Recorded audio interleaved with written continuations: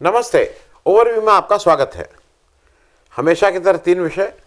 वंदे मातरम, कब गिरफ्तार होंगे खड़गे जी और राहुल गांधी।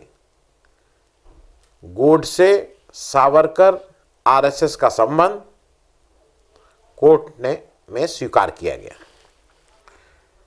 तीसरा, जम्मू कश्मीर के मामले में अमेरिका का हस्तक्षेप।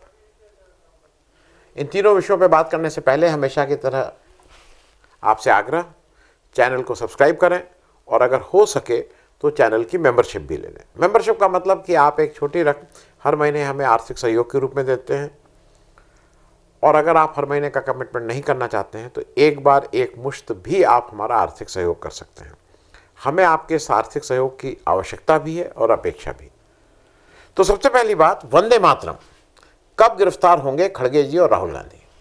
ये बात मैं इसलिए कह रहा हूं कि कल कांग्रेस की CWC की मीटिंग थी, सेंट्रल वर्किंग कमेटी की, और वहां पे प्रस्ताव पास करके ये तय पाया गया कि जो वंदे मातरम का ओरिजिनल वर्जन है, जिसमें 2 स्टैंजा गाए जाते हैं, वो उसी को कंटिन्यू रखेंगे।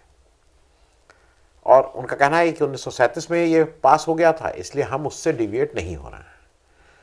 क्योंकि हाल के दिनों में मोदी जी ने और बीजेपी सरकार ने वंदे मातरम के 6 स्टैंजा को मैंडेटरी कर दिया, मतलब वो राष्ट्रगीत के रूप में अब 6 स्टैंजा गाए जाएंगे। स्टोरी यह है इसमें, अच्छा अब सबको यह है कि इसमें क्या दिक्कत है और क्या दिक्कत नहीं है।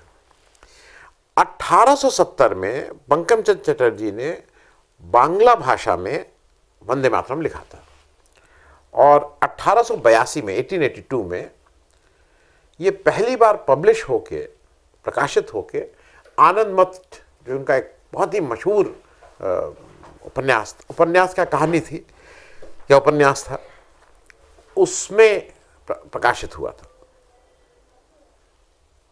1937 में 1937 में कांग्रेस के अधिवेशन में महात्मा गांधी जी, रविन्द्रनाथ टैगोर, जवाहरलाल नेहरू, सुभाष चंद्र बोस, सरदार पटेल ने, इन सब लोगों की सबकी सामूहिक राय से ये तय पाया गया कि राष्ट्रगीत का जो वंदे मातरम के पहले 2 स्टैंजा हैं वही राष्ट्रगीत के रूप में रखे जाएंगे, बाकी 4 स्टैंजा को नहीं गाया जाएगा। इसके बीच में बहुत लिखा पढ़ी भी हुई गांधी जी और टैगोर और सबके बीच में, और ऐसा माना गया कि जो बाद के 4 स्टैंजा हैं उसमें धार्मिक चीज़ें हैं, वो एक किसी धर्म विशेष का या उसके अगेंस्ट है। 2 स्टैंजा जो हैं, जो पहले 2 स्टैंजा हैं, वो राष्ट्रीयता के हैं, भारतीयता के हैं, इसलिए उसी को गाया जाए। क्योंकि लास्ट के 4 स्टैंजा में हिंदू देवी देवताओं और उनका कैसे वो क्या क्या करते हैं, इस सब पे बातचीत है, और इसी कारण 2 स्टैंजा इतने सालों से गाया जा रहा था। जब कॉन्स्टिट्यूशन अडॉप्ट हुआ 24 जनवरी 1950 में, तो उसमें भी इसके 2 स्टैंजा को ही मान्यता मिली कि 2 स्टैंजा को ही राष्ट्रगीत के रूप में हम लेते हैं। राष्ट्रगान जनगण मन, राष्ट्रगीत वंदे मातरम। और एक अच्छी बात है, दोनों बंगाल की धरती से, दोनों बंगाल की धरती में लिखे गए। अब 2026 में मोदी जी आए और ये कहे कि 150वें वर्ष के उपलक्ष्य में, या तो भाई इनकी गिनती का भी बड़ा मुश्किल है, क्योंकि ये 1870 में पहली बार लिखा गया था, तो वो तो भाई 2020 हो जाता है। 1882 में पहली बार प्रकाशित भी हो गया, तो अगर 150 वर्ष हैं तो वो भी 2022 में हो जाते हैं।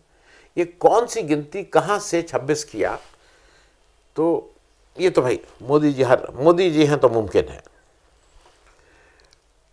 भाई 6 स्टैंजा की जगह अब, मतलब पहले 2 स्टैंजा था, अब 6 स्टैंजा है, और इसको 3 मिनट 10 सेकंड में गाएंगे। लंबा राष्ट्रगीत है, और इसके लिए अभी फरवरी 2026 में prevention of insult to national honour act 1971 ये पास किया गया। इसमें सजा का प्रावधान है कि अगर कोई पूरा राष्ट्रगीत नहीं गाता है, खड़ा नहीं होता है, इत्यादि इत्यादि, तो उसको सजा होगी। और ये बिल्कुल स्पष्ट है, इसमें कहीं कोई दो बात नहीं है कि क्यों बीजेपी इसको इतना परस्यू कर रही है। क्योंकि इसके जो बाकी 4 स्टेंजाज हैं उनके कुछ वर्ड्स को लेके मुसलमानों को एतराज है। अगर मुसलमानों का एतराज है तब तो हम जबरदस्ती और करेंगे, क्योंकि वही खुराक है, वही इसका बीजेपी की खुराक वही है। तो उसके चलते, क्योंकि मुसलमानों को उन बाकी 4 स्टेंजाज में कुछ आपत्तियां हैं, अब वो तो हम जरूर गाएंगे और पूरा गाएंगे और हरदम गाएंगे और तुमसे भी गवाएंगे, कुछ इस तरह की बात है। लेकिन एक अजीब सी चीज ये है कि आपने जब वंदे मातरम, और खास करके जो देश की युवा पीढ़ी है, मतलब 29 साल से कम के बच्चे 76 करोड़ हैं इस देश में, उन्होंने जो वंदे मातरम का सबसे पॉपुलर वर्जन सुना है वो ए.आर. रहमान ने बनाया। अब उस ए.आर. रहमान को क्या किया जाए, उसका मतलब मुसलमान ने बना दिया, अच्छी बात है। कांग्रेस ने अभी ये हल्ला क्या मचा, हल्ला ये मचा कि मोदी जी ने एक उल्टी पुल्टी एक कोई स्पीच दी थी 15 अगस्त को, और उसी दिन 15 अगस्त को कांग्रेस मुख्यालय में खड़गे जी, राहुल गांधी, सब लोग आए थे और वहां पे झंडा फहराया जा रहा था। झंडा फहराते समय जब राष्ट्रगीत गाया गया, मतलब वंदे मातरम गाया गया, तो उस समय कुछ वहां हलचल हुई। राहुल गांधी ने कुछ कहा, फिर उधर से कुछ कहा, तो खड़गे जी ने कुछ कहा, सोनिया गांधी ने कुछ कहा, और ये सारी चीजें 5-7 सेकंड में हो गई थी। बाद में पता ये लगा कि चूंकि खड़गे जी 84 वर्ष के हैं, इतने लंबे समय तक, क्योंकि 3.25 साढ़े 3 मिनट तो ये राष्ट्रगीत ही चलेगा, बाकी अनाउंसमेंट हो रहे थे, तो उनको इतने लंबे समय तक खड़े रहना की मनाही ही है। डॉक्टर का कहना है कि इतने लंबे समय, तो राहुल गांधी ने पेशकश की थी कि उनको कुर्सी दे दी जाए, और उसी के बारे में बात हो रही थी, और उसको खड़गे जी ने कहा कि नहीं, मैं कुर्सी नहीं लूंगा।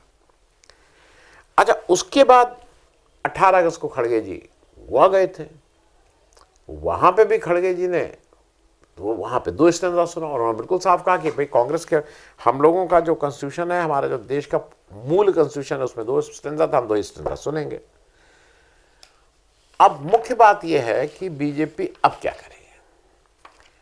भाई ये तो एक तरह से कांग्रेस की बिल्कुल ठीक से उद्घोषणा है कि तुम कुछ करते रहो, जो ओरिजिनल है इस देश के कॉन्स्टिट्यूशन, इस देश का संविधान सम्मत है, जो पुराना संविधान था, आप चेंज करके अभी कुछ भी बोलने लगे तो हम उसको तो नहीं करेंगे, हम तो 2 स्टैंजा गाएंगे।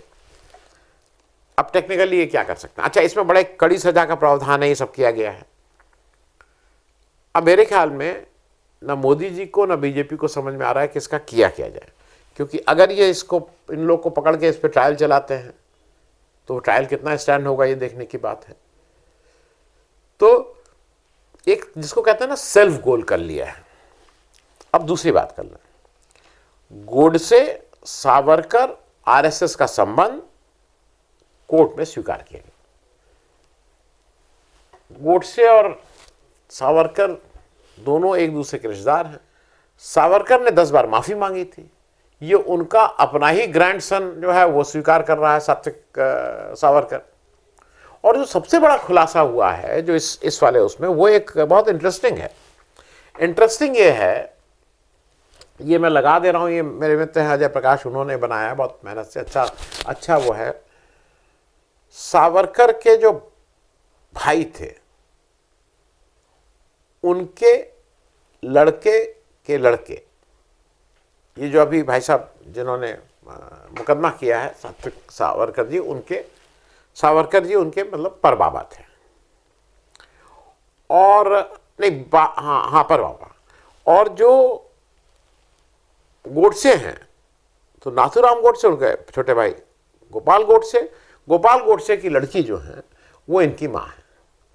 तो एक तरह से सावरकर साहब, एक तरफ से गोडसे साहब, और ये बिल्कुल स्पष्ट है कि इन लोगों के पारिवारिक संबंध थे, और पारिवारिक कोई संबंध दोस्ती वाले नहीं, रिश्तेदारी वाले संबंध थे।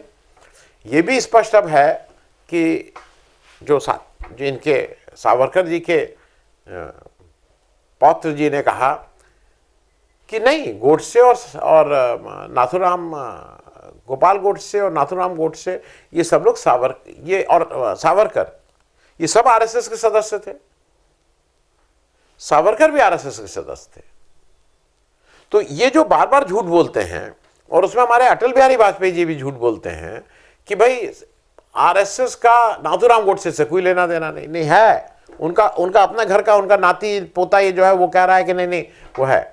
तो इनसे तो ये एक बात मैं इसलिए इसको कह रहा हूं कि ये जग जाहिर है, ये मुझे नहीं मालूम था गोडसे और सावरकर इतने क्लोज रिलेशनशिप है, मतलब रोटी बेटी का रिश्ता है भाई, एक ही घर में। और दूसरा, और ये इसलिए इंपॉर्टेंट है कि सावरकर और गोडसे ये आरएसएस के सदस्य थे, जिसको डिनाई करता है बार बार बीजेपी या आरएसएस वाले लोग कि हम गोडसे का कोई मतलब नहीं था, खूब मतलब था, ये उनके घर के लोग कह रहे हैं। तो ये इसलिए इंपॉर्टेंट है कि इनका जो चाल चरित्र और चेहरा जो बीजेपी बोलती है ना, वो सामने सामने दिखाई दे रहा है। अरे भाई, अगर बाबा है, नाना है, तो क्यों नहीं स्वीकार कर रहे हो?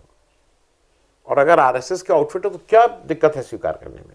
किसको बेवकूफ बनाना चाहते हो? किसकी आंख में धूल झोंकना चाहते हो? खैर, अब तीसरी बात, जम्मू कश्मीर के मामले में अमेरिका का हस्तक्षेप।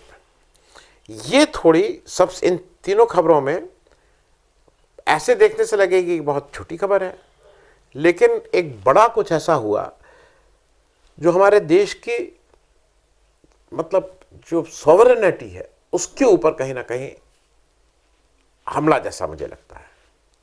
ट्रम्प जी के एडमिनिस्ट्रेशन में उनके एक बहुत घनिष्ठ दोस्त हैं सरयू गौर। सरयू गौर जी को ट्रंप ने 2 साल करीब एक साल इंतजार करीब एक साल इंतजार कराने के बाद हिंदुस्तान का एम्बेसडर नियुक्त किया। और ये केवल राजदूत नहीं है, उनको डेजिग्नेशन है special envoy to South Asia, America के special envoy to South Asia, मतलब ये पूरा पाकिस्तान, बांग्लादेश, इंडिया, श्रीलंका, ये सब उसमें आता है। उनकी हैसियत ज़्यादा है, उनकी ताकत ज़्यादा है, और इस वजह से भी ज़्यादा है कि वो ट्रंप के बहुत दोस्त हैं। वो सरयू गौर साहब अभी कश्मीर गए थे, और कश्मीर में जाके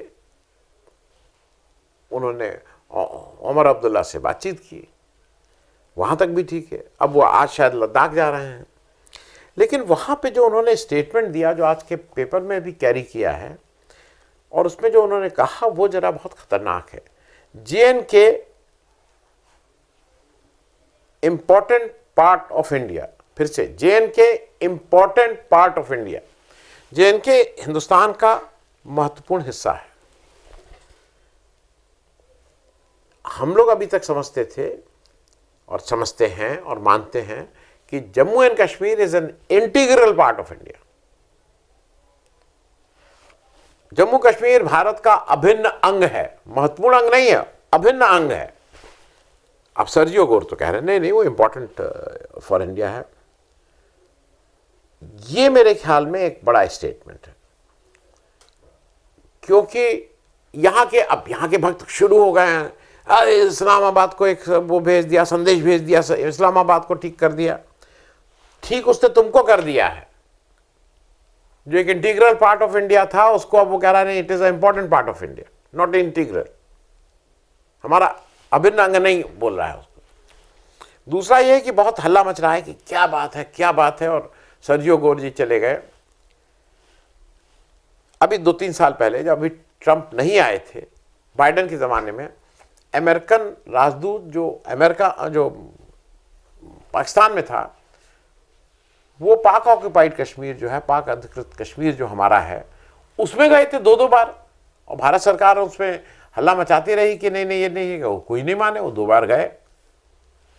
तो जो ज़्यादा मूल बात है और जो थोड़ा चिंता का विषय है कि क्या हम अमेरिका का इंटरफेरेंस इसमें स्वीकार करेंगे, क्योंकि वहाँ से सरयू गौर ने कहा है कि जो हमने वहाँ पे एडवाइजरी उनका कहना है कि यूएसए ने जो एडवाइजरी जारी की है कि भाई कश्मीर ज़्यादा मत जाइए, उसके बारे में मैं जाके ट्रंप से बात करूँगा और फिर देखें क्या होता है। हमारे बारे में ट्रंप से बात करेंगे? अरे मत आइए, हम क्यों इतने कीन हैं? हमें अपने यहाँ कहना चाहिए कि नहीं अब कोई अमेरिकन वहाँ नहीं जाएगा। ये आप कैसी बातें कर रहे हैं? अब इसी में लोग खुश हैं कि वो भाई उसने खतरनाक स्टेटमेंट दिया है। उसने JNK को इम्पोर्टेंट, मतलब इंटीग्रल से इम्पोर्टेंट, अभिन्न से महत्वपूर्ण की श्रेणी में ले आया है, और उस पर हमारे यहाँ कोई कुछ बोल नहीं रहा है। जो सबसे दुख की बात है, उस पर कोई कुछ बोल नहीं रहा है। दूसरी तरफ सर्जियो गोर ने यह भी कहा है कि भाई वो जो अमेरिका ने पाबंदी लगा रखी है कि कोई कश्मीर ना जाए, एम्बार्गो टाइप है, उस पर वो बात करेंगे वहाँ उनसे जाके, और रास्ते ढूंढेंगे कि कैसे आना जाना हो। लेकिन मुझे जो चीज़ें जो इस समय चुभ रही हैं और जो बहुत कंफर्टेबल नहीं है, एक तरफ जनरल मुनीर को बुला के ट्रम्प माय फ्रेंड मुनीर करते हैं। जो शहबाज शरीफ साहब हैं, उनसे भी बहुत गलबाहियां करते हैं। जब ईरान और अमेरिका के बीच संधि वार्ता होनी थी, तो उसके बिचवैये जो हैं उसको बनाने वाले अमेरिका बन गया था। तो हम अपने को कहाँ ले आए हैं, ये इंपॉर्टेंट वाला है। क्या फिर से एक दिन ट्रंप जी अनाउंस करेंगे मैंने इंडिया को डांटा, मैंने अमेरिका को, पाकिस्तान को डांटा, और ये देखिए जम्मू कश्मीर का हल हो गया। जम्मू कश्मीर का हल हिंदुस्तान और पाकिस्तान के बीच की बात है। इसमें किसी का भी कोई भी स्टेटमेंट एक्सेप्टेबल नहीं होना चाहिए। वहाँ पे क्यों मोदी जी उसको अलाउ कर रहे हैं और क्यों सर्जियो गोर इस तरह के स्टेटमेंट दे रहा है, ये बात ना समझने का कारण है, या जानबूझ के कुछ जैसे अभी तक है अडानी जी का रास्ता और साफ करने की तैयारी है। थैंक्स सो मच, धन्यवाद।